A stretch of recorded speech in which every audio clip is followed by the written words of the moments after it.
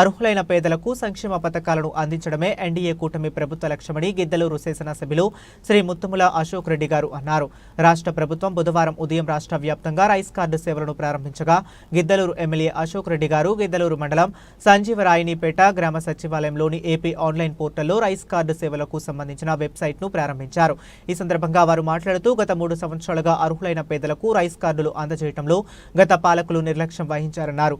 రాష్ట్రంలోని అర్హులైన పేదలకు సంక్షేమం అందించాలనే ఉద్దేశంతో కూటమి ప్రభుత్వం రైస్ కార్డ్ సేవలను నేడు ప్రారంభించడం జరిగిందని తెలిపారు. అంటే ప్రజా ప్రభుత్వం అంటే అర్థం ఏమిటంటే ప్రతి విభాగంలో ఉన్నటువంటి సమస్యలను పరిష్కరించి ప్రజలకు మేలు చేయడం అనే ప్రజా ప్రభుత్వం అంటారు.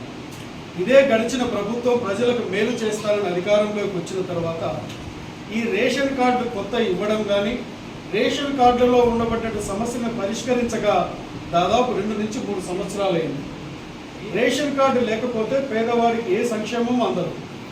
అర్హత అనేటువంటిది కొత్తగా పెళ్ళైనటువంటి వాళ్ళు రకరకాలుగా అర్హత అనేటువంటిది మనకు పెరుగుతున్నటువంటి క్రమంలో గడిచిన 3 సంవత్సరాల నుంచి ఎటువంటి కొత్త రేషన్ కార్డు పంపిణీ చేయక ఎంతోమంది అర్హత కలిగిన వారికి అన్యాయం చేసింది గడిచిన ప్రభుత్వం.